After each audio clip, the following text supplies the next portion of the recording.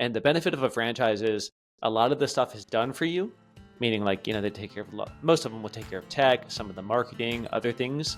And they should be able to propel you forward with coaching and advisory and having a good support structure for you. Constructing your life is about much more than just building a bank account. Each week, join mindset coach Austin Linney as he interviews guests who are constructing their dream lives and impacting the world around them on a daily basis. If you're an entrepreneur or wanting to start a business, or you just want to hear motivating stories of how others have overcome the odds, you are in the right place. And now for your host, Austin Linney. Guys, welcome back. Welcome back. See, we might just start our own podcast together because I went on his last week and now he's on mine. So this might be the only guest that we just might start our own podcast together. I like it. Let's just repeat it every single week and just talk about the same thing over and over and over. It's perfect. Well, maybe they would actually listen if you just do the same thing. Just repeat it, right? Like, No, wow, they sound sorry, like my guys. mother now. Yeah. No, I have the same joke. I said, y'all going to ask me 15 years from now how I got here, and I'm going to say I've been saying the same thing for 15 years. You just haven't listened. So why don't you tell everybody a little bit about yourself, start your story where you want to, and we'll take it from there. Yeah, sure. So currently, I run a franchise business called Made This Franchise. I'm the franchisor. We're in almost 30 locations around the U.S. It's a fully remote cleaning business focused on Airbnbs and short-term rentals, as well as residential cleaning. So I've actually started the business myself. I was working in private equity 11 years ago, decided I wanted to quit and travel, and I couldn't figure out how. And finally, I was on Reddit when I was supposed to be working and came across a post of a guy who started a cleaning company. And I was like, that sounds easy enough. Let me do it. And it was the only thing I was doing was started working. Eventually 2 years after that, quit my job, booked a one-way flight down to South America and started traveling. I was going to travel for a year, ended up becoming over 5 years of travel, while systemizing the business and having it run remotely. And then, decided to start franchising it a few years ago and just working on that right now. So before we unpack all of that, franchising, I think people associate it only with like a Subway, a Chipotle, like the bigger ones, right? They don't really understand that there's smaller franchise. Your 30 is small. 30 is not small, but there's smaller, different. What would you say is the number one thing that people get wrong about franchising?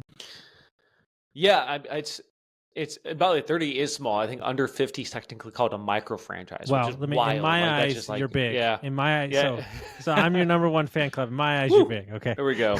See, this is why we're doing the podcast. Just hype each other up every single week. I think the thing people get wrong about franchising is probably what I got wrong at the beginning. I thought franchising, dude, this is old school. This is what my parents did. I'm the new generation. I'm not going to get into franchising. But franchising is kind of like business on training wheels. Now, there's large franchises like McDonald's where it's a minimum $1 million buy-in. There's like Chick-fil-A. All these brand names out there that you see. The brand names you see for franchising is a very small percent of the actual franchises which exist. They're just the ones in the front. There's a lot of services on the back end, home services, things you don't see. And the benefit of a franchise is a lot of the stuff is done for you. Meaning like, they take care of most of them will take care of tech, some of the marketing, other things. And they should be able to propel you forward with coaching and advisory and having a good support structure for you.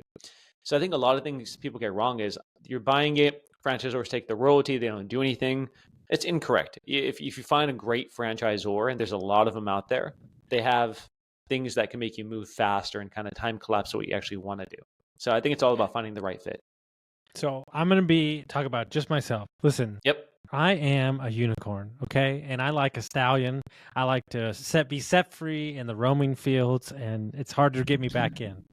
So that's why I believe I could never do a franchise. Yeah. Personally. I don't think it's for everyone. So I don't agree. like structure. I'm just being honest. Yep. And like I'm not saying it's not successful. That's not what I'm saying. I'm saying that if you're truly looking for something that has a recipe for success and there's no gray area, there's always gray area, but if it's more concrete, right? I think franchising could be good for somebody that maybe it wants to invest in a vehicle that can create something. But I think the benefits for you as the franchisor is that I believe that you're somebody that likes to help people. And so it gives you that ability at scale.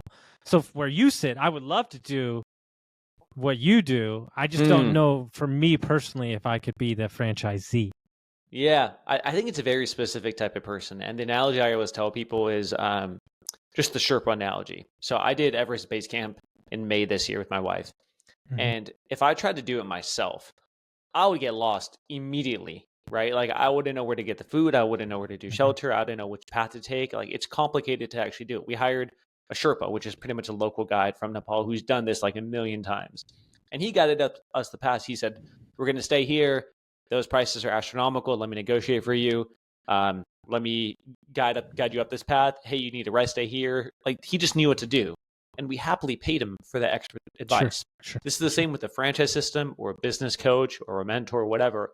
Someone who could be the Sherpa to get you to Mount Everest faster rather than you doing it yourself. Now, there's a lot of people on the trail who are doing it themselves, which is fine. Like they just wanted that adventure. They wanted to do it themselves. They wanted to move at their own pace. They wanted to carve up their own thing. That's totally okay. I think there's certain people who want the Sherpa and certain people who don't want the Sherpa, and some people who want to mix, right? And I think within the franchise system, you have the Sherpa and everything's built in. Now, Austin, for people like you, very entrepreneurial, want to do your own thing, want to blaze your own trail, don't do franchising. That would be my honest opinion. Well, what I think is I'm always the guy behind the game. What I think is juxtaposition in this whole scenario is, so listen, you're in LA, this is Nepal, and he's a Sherpa and he's done this amount 1,000 times. That's great. But you're so far out of your element there that he could have told you the sky's purple and you'd have been like, sounds great, let's go do that. Yeah. Thing. So what I think's awesome is like in the right context, if the Sherpa came to LA, they wouldn't pay him the same to show him around LA. Like that's what I think is so cool is like in that position, he has ultimate, let's take it to another level. He has ultimate frame. Yeah. Nailed it. He's got ultimate frame. Nailed it. Right. And that's why I do think this isn't true for all franchise systems, but a lot of people who get into franchising are newer entrepreneurs.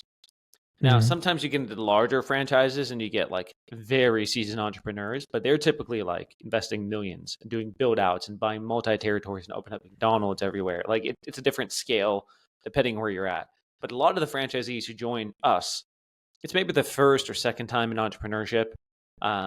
That's typically who you see. So they're out of their element. You know, they're in Nepal. They don't know what they're doing. And they just want a guide. And so when somebody's looking for a franchise or a vehicle to invest in, what, without just being a sales pitch for yourself, but what should they be looking for, and like what signs, right? Because there's so many out there. Like what should they be looking for? Also, I think it's kind of like when people want to get into the business, most things people look at is how much money can I make? Which I think is the worst question to ask because there's a million ways of making money. I have a buddy who runs a power washing company, and he's doing really well. He makes a ton of money. He has a bunch of trucks. He has to show up at the yard every morning and give guys the jobs for the day. He freaking hates it. He hates it, right? And there's other people who would love that, but he got into it because he first said, "I want to make money. What makes the most money? Let me get into that," which I think is the wrong way of doing it. And for me, I think what is like, how do you construct your life? A little plug for the podcast over there. How do you construct your life first? What's your ideal life? Then find a business model which suits it. That's my philosophy. So for us, we're fully remote. Like I wanted to travel. I wanted to support my parents. I didn't want to have these vehicles, wraps, all this kind of stuff, this heavy risk in my opinion. So I built a business model which supports that. It's fully remote. For some people, they don't care about that. It's irrelevant for what they want in life, then don't do it. So the first thing I would say is, what do you actually want in terms of your lifestyle structure? If you hate fast food and you don't like going to a location, don't open up at McDonald's. It's simple as that. There's a million ways of making money. So number one fallacy I think people fall into is they chase the money without realizing there's unlimited ways of actually making money. So once you actually find what you actually want and how do you want to structure your life, then you start to search for franchises which help fulfill that. And many franchises lean one way or another in terms of what they offer for support. A lot of times, earlier franchises, you could be a little bit more entrepreneurial. Things aren't set up too much. You have a lot more input into the franchise system. You're one of the early pioneers. You're kind of getting going with things. So oftentimes if you want to be a little bit more entrepreneurial, some of the more younger franchises might be better fit for you. The other side is they don't have everything fully figured out for the franchise system, but maybe that's okay, right? Or if you want just pure structure, you'd probably go with one of the big boys, the ones who've been around for decades, have hundreds of locations, and you just have to follow what they say to a T.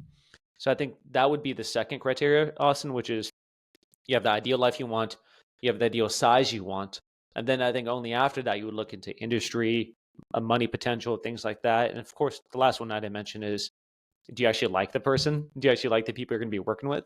It freaking sucks if you get into a business and you hate the founder or you hate the franchisor and you already don't vibe with them. For us, one of the top criteria is, for me, would I get a beer or a non-alcoholic beverage with this person? If the answer is no, I would not sell them a franchise because I just think it's that important. And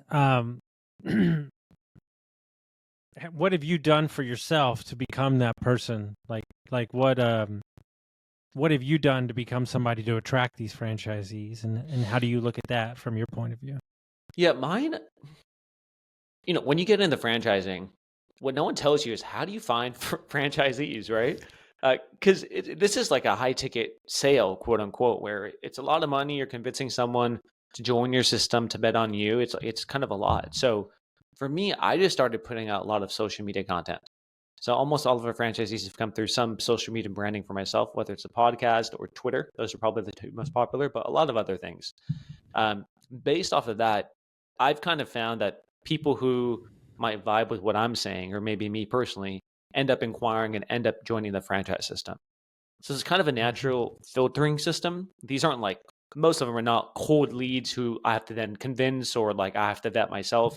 They're people who kind of know the brand, maybe listen to my podcast, understand it, and then inquire. So it's already self-selected. I love that. And so one of the questions I had when you were talking about lifestyle, which I agree with everything, has your needs for your lifestyle changed as the business has grown? Meaning, do you, I'm going to be very careful with what I say because I don't want you to talk. What I'm saying is, like, do you see you doing this business for the foreseeable future, or do you need an outlet outside of that? Like, has it done everything for your lifestyle that you wanted for you personally? Yeah. A question. Do you mean on the franchise side or my own corporate owned location? I mean, no. I'm not worried about your corporate. I'm very. What I'm saying is, like, there was a lifestyle when you created the business, and it's grown to 30 locations. I mean, oh my God, it's like, is it going to be? I'm sure you want it to be 900 locations. That doesn't matter. Whatever you want it to be. But like, how do you continue to adapt your lifestyle with the business as it grows? I think that's the better question. Yeah, I'll be honest. I think like a couple of years ago, or maybe even a year ago, I went through this big mental challenge of, crap, if I grow, I give up my lifestyle. And Yes. I felt like I was kind of you answered it perfectly. That's where I was at. Yeah. Like I think a lot of people think that. I thought that. I still kind of think that at some point, right? And I kind of realized, and it took me honestly working with the mindset coach to figure out like, oh, that's actually completely opposite. And I now have realized this to be true, and I'll tell you the new truth. But I was shooting myself in the foot. I was, you make subconscious decisions when you think that's true. The truth I thought was, if I grow a big business, I have a lot more responsibilities. I sacrifice my lifestyle. Let me play it small, and I can maintain my lifestyle. That was what I was telling myself. Now what I know to be true is the bigger I grow, the more freedom I get. And it's absolutely fact, because I actually have money to hire people to take off stuff from my calendar. For example, right now I do a lot of sales calls or franchise prospecting calls. It takes up a lot of my day. And I enjoy it, but it just takes up way too much time. Now, if I wanted to stay the size we're at, I can't afford to hire someone to take that off of my plate who's very high level, who could actually deliver on the service. But because we're growing, I will have enough capital to deploy and invest in a person to take that over. That improves my lifestyle. And just because I've seen it play out, now I know the actual way to get to freedom is to grow a larger business. That's true. And that's probably one part of it. And the other part, after I realized that, is I also put artificial constraints to make sure I can maintain the lifestyle I want. So next month, I'm going to Mongolia with my wife, and we're going to go live with a nomadic clan over there for a couple of weeks. I purposely built the business in a way where I could do that kind of adventure stuff because I love doing that kind of stuff. Yeah. And I'm not willing to really sacrifice and say, well, maybe I should open up an office because it's going to be better for the business.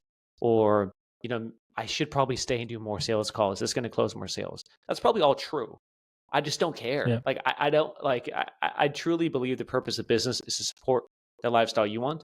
And as long as my franchisees are taken care of, which now that, we've grown well enough, we have 8 people on staff, they're good. I could take a couple weeks off and I don't feel guilty about it. So I think it's also just painting the picture of how you want to construct your life and making sure the business suits that. Well, let me tell you something right now. I just found my Sherpa because me and my fiance's dream is to go to Nepal and Mongolia. So really, there we go. You figured it out first, and then we're going. I got the connects. You know what's crazy? This is the craziest thing ever. We had a guy. So when somebody, two things that blow me away as a business owner. When somebody gets hired and you don't even know their name and they start, and then when a sales gets executed and you didn't even know that the client closed the deal, right? You're like, okay, I feel a little weird, but that was pretty awesome. Like, and it's like this morning, like I went in, like my CEO's out of town. He's on vacation right now, but I went in and like the manager's leading the meeting and these guys are getting these things. And I'm just like, it just like blows me away. It's like they're doing all the things. And he was out all last week and I was gone half the week and we were in another state and nobody died. And like, we still made money. Like, it's just such It's it's wild, man. You feel guilty a little bit as an owner. You're like, oh my God. Like one of the things that we joke about, this is so true. Guys, we're sick people, entrepreneurs. I spent my whole life, my entire life, wanting a lifestyle business that could scale, that would have the right people in place. And the moment I got it, I feel useless. Like the moment I got it, I'm like, oh my God, I got what I wanted, but now I got to find my place, and so it's like it's such a weird oxymoron. I just interviewed a guy off of X who had 2 exits and he went into like a deep depression for like weeks. Like it's the truth. I hear that by far more than people being really happy. Took him a year. Took him a year to get out of it. And so be careful what you create when your identity or whatever your needs are so tied to it. It's so well stated, man. And like a small anecdote, my goal in starting franchising was get to 20. I was like, I want to get to 20 because then, calculated the capital coming in. I'm like, okay, I can make it work. I do things like that's my goal. 20 sounds so far away. We got to 20 and I remember thinking like, I felt great for 1 week. And then after that, I'm like, now my goal is 50. I'm like, dude, what? Like you achieved what you wanted to do. You worked like 4 years about this. Why don't you just move the goalposts and delay happiness a little bit more? But that's what we do, right? And I think that's just like human nature. And when I realized, okay, I don't think it's ever gonna end, unfortunately. It's not like, let's say my next goal is making up stuff. I want to make $1 million in profit a year. Now I kind of know if I achieve that, it's just going to move again. And I don't know, Austin, if there's a way of stopping that movement or just realizing that's part of it. So don't get so attached to delaying happiness till later because things just kind of move. I'm curious on your opinion on that one. I think that you have to embrace things that don't have an end in mind. And what I mean by that is, I just literally had this exact conversation with him. For me, everything that I do, and we're working on something really big right now. Some things changed Thursday. Like I've never been more excited when I can finally release this on the world. My ultimate bottom line why, top line why is jobs. Okay, there's not a revenue number. It's jobs. Well, that's never going to be enough for me. Like, there's never going to be a day where I'm like, oh, we shouldn't add a job today. Like, that's not meaning like jobs that are my employees, not like jobs, right? So like at 80, there's still another job. So for me, I think it'll be something that I always strive to. So that's the case. But I do believe in 2 different things. One, I do think you should have short-term targets that if you hit them, you have little goals, like prizes, right? I think that's just to keep you engaged. That's what I do with my sales team. That's what I need to start doing with myself. I do have some revenue goals based around golf trips and places we want to go, which is super exciting to me. But I also am obsessed with, I think you and I are very similar, I'm an all in or all out guy. And so what I'm going to do probably starting at the end of next year is I'm going to structure, 2 months to 6 weeks off every year. And those are There we go. because Do you for feel me, guilty doing that, Austin? No, I used to. I think that we're at an interesting time in our business where it's a little difficult to do that. But I have a great team around me. For me, I'm just going to be 100% honest. I've learned things about myself. So I am a 3-day, 2-night, or I'm a 2-week trip guy. There's no in between. Like short weekend or long. 4 or 5 days, too long. Can't do it. Don't want to do it. Itching. But after like day 10, I finally get down to a different gear. Yeah. Like here's the thing. Like me in Spain, I tried to fight that so much, and then I was like totally taking naps after like 10 days. Oh, I love it. Just like it takes like 7 days to shed the American work ethic, and you're like, all right, I'm good. Yeah, because I'm actually like people think like I'm like super high energy, and I am, but I'm like actually the opposite way, like big time. Like I could go to bed at 6:00 most days. Like, oh really? Like oh yeah, and then like if I'm in Europe, like naps, like cool man, like we're good. Like that's but like it's like I get the permission and like whatever it is, right? Okay, perfect example, your business. I did Airbnb for years at large scale. I give this advice to people and they think I'm out of my mind. So every first time Airbnb investor should buy a property out of the state they live in. And they be able to to put the constraints on it, you mean? To learn how to operate your business the proper way. Yeah. If it's around the corner from you, you're going to do stuff. Yeah. And so you should do the same thing with your vacations and stuff. Go so far away. If you really have a hard time, go so far away where first of all, maybe your cell phone doesn't work or all of those things. Like my cell phone doesn't work the same in Canada. Like I know it sounds ridiculous, but I'm only 5 hours away. So it's like, okay, just go up to Canada. Like, look, I know it's ridiculous that we as Americans have got here, but I'm sorry. Like it is what it is. Like a nice hike where you have no cell phone reception. Like maybe people should do that more often. 100%. I funny enough, yesterday I was talking to a buddy of mine. His name is Tom. I met him in Thailand.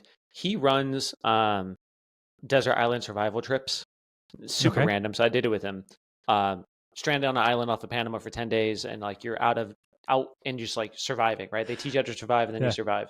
And he does this like excursions everywhere, not just in Panama, but he does a bunch of other adventure stuff. And I was talking to him yesterday because he was doing a talk on the benefits of just being out and away from your phone and detached. And I think everyone knows like, oh yeah, get out in nature. But he has even more evidence because he's just living off the land. He cured his IBS just by being out. He did all these like crazy things when you realize like, oh my God, the way we live, even if we think we're being healthy, is not really until you get out.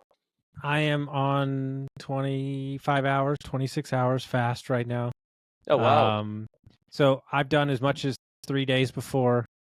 I'm probably going to do 3 days, 2 days this time, maybe longer, depending on, might have some broth to get through.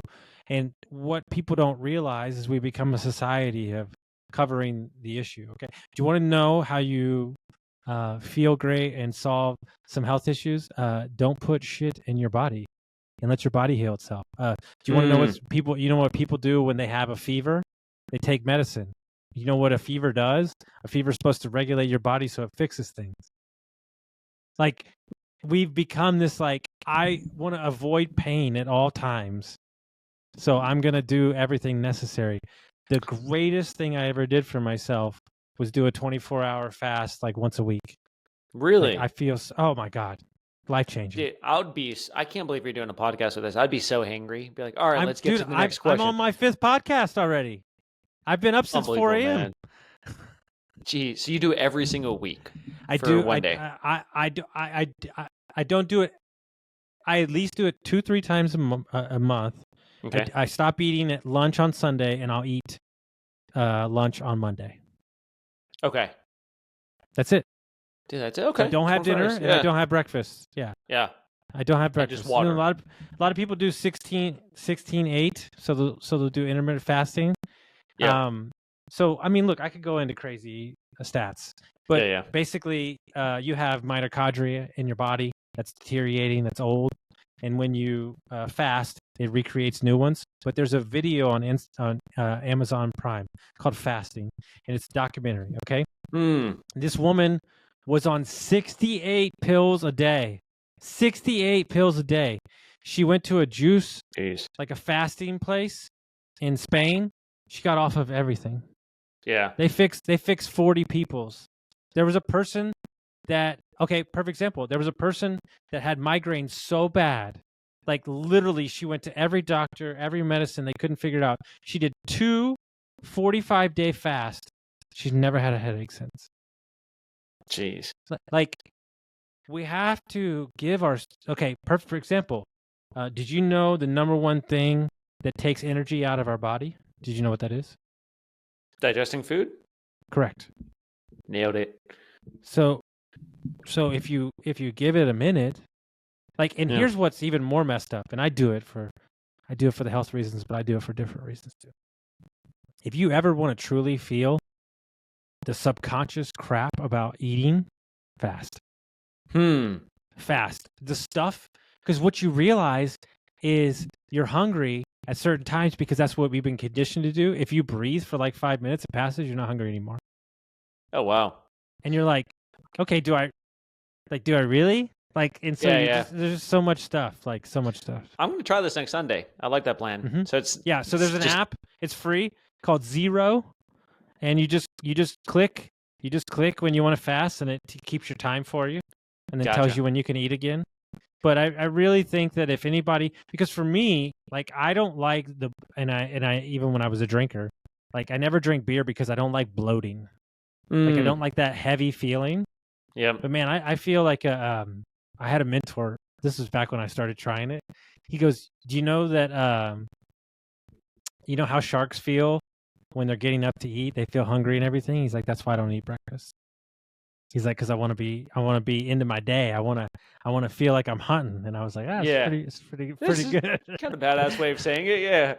Yeah. So that's been good for me. Also, I picked up my intensity in my working out and stuff like that, which has helped too. But I was just telling the last guy I interviewed with, I realized that as we grow as a company, my health and my energy is number one. You tell me this last time we talked, where it really stuck with me, by the way, and I want to repeat it here, where a lot of entrepreneurs now are paid for their decision making and not the tasks they do, not the grunt work. Therefore, like, whatever you could do to keep your decision making sharp, even if it seems counterintuitive, that's what you should be doing because you're paid proportional to that. Versus a lot of people think I just got to crank out the max amount of work, which is actually false at some stage in entrepreneurship. And also, I don't know when that stage is. Is it like revenue based, or it's way earlier than people think? But I'd probably say for most business owners, they get to decision making as the main metric probably soon. I would say there's 40% of things that I'm currently doing in the business that I technically shouldn't be doing. Yeah. But I just enjoy being connected to the business. Yeah. Like, there's a lot of stuff. If I had a consultant and they were like, "Hey, you shouldn't be driving around materials, and you should," I don't mind. Yeah. I don't mind. I get to connect with my guys. I get to talk on the phone when I'm driving. Like, yeah, but can't you pay somebody to do that? Yeah, I could, but it's cool. There's kind of like an overemphasis, especially from like business coaches, on over optimization. Sweater vest? Yeah. Where they're like, "Oh, why don't you just like pay? Why are you going out to get a haircut? You should just have someone come to your house because it saves time." I'm like, what do you think I'm going to do with the extra time? You think I'm going to like work? So like, there's always like, I understand the logic. I get it. If you put time towards like not these menial tasks, then you could actually focus on making more money and whatever. But I think I don't know, when people say that, I'm like, do you really think people are working just constantly? Like, I like going out and interacting with the people. I understand it's low value for my time. I don't really, that's not the emphasis of what I'm optimizing for always. Maybe 8 hours of the day I will, but besides that, it's crazy. Well, my favorite thing to do in the entire world, next to when I buy a boat, is mowing the grass. And really? So we have, we have 15 acres out there. There's probably like two that I'll mow about once a week. So on Friday afternoons, I go out there and I mow and I decompress from the week and I think about stuff and I like work through stuff. And everybody's like, "Oh, you should pay somebody to do that." I'm like, "Why would you take that away from me?" Yep. Like, why would you take that away from me? And like, I think that we've over indexed optimization and we've forgotten joy. Yeah. Especially during the small things. Look, here's the truth. Should you bring on more people to do jobs that you don't like? Yes. But don't forget that the reason that why you started the business. Like, if you take that away from you, then you've lost the thing. Here's my favorite quote I came up with. The better you get at cooking, the farther you get away from the kitchen. The better you're a chef these day and age, you don't cook anymore. You become a people manager. Yeah. That's not why you started it in the first place. No. But technically, it's like lower value stuff, quote unquote, which you give away, which is the cooking, but that's what you love to do. So I agree. It's hard. I feel, Austin, like in entrepreneurship, for me, it's a little bit hard to identify what do I love doing as part of what I'm doing. And like, I say this where I think I'm kind of like a jack of all trades, but maybe not an expert at all. Like, I could probably do a little bit of everything and I'm fine with it. Like, there's nothing I'm too deficient in. But because of that, it's also hard for me to say, all right, well, here's where I'm going to actually focus my time and effort. And I think that's a hard part for a lot of business owners because you probably start off doing everything so you can. How do you really know what you want to focus on when you have that luxury? I think it's always a hard thing to deconstruct for a lot of people. Yeah, I think anything that creates resistance multiple times. Like, oh, okay. Like, I could do this and it's cool, but like, I don't really want to do this. Like, I would be more. Let me pull back for a minute and let me sit in the chair of a franchisee. I would invest in you, and I don't even care what the mechanics of the business are. I don't. You going to Mongolia in Nepal, like, I want that. So I would just be like, well, this is how you do it. Whatever that guy's selling. So by you doing more of what you love to do, you're going to find people that want to do the things that you love to do, and then they're going to invest in you. So it's actually counterintuitive. Yeah. So you definitely should get the sales guy. You should definitely write a book, and you should definitely speak on stage, and you should take more trips. And and your business will triple. Yeah. Focus on doing what you want to do. Like, just at the end of the day, and it just happens. And okay, perfect example. When I started coaching, I was traveling a bunch when I started coaching. And I was very nervous about the optics of having a different screen behind me. And I was like, oh my God, my clients are going to think I don't care about them. I'm taking calls in a car. I'm in a hotel. And every client to a man said, oh, I'm so inspired that you're traveling around. It works. And here counterintuitive, like you said. Out. Yeah, here I am freaking out. And they're like, no, this is great. Cool. Yeah. You know, and when somebody said, like, this is one of the greatest quotes this is one of the best compliments I ever got in my life. Just 3 years ago.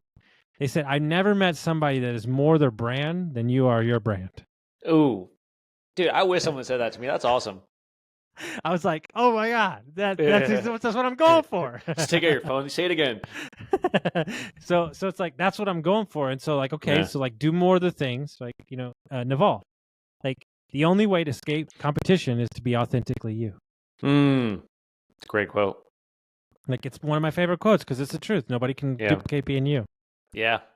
Well said.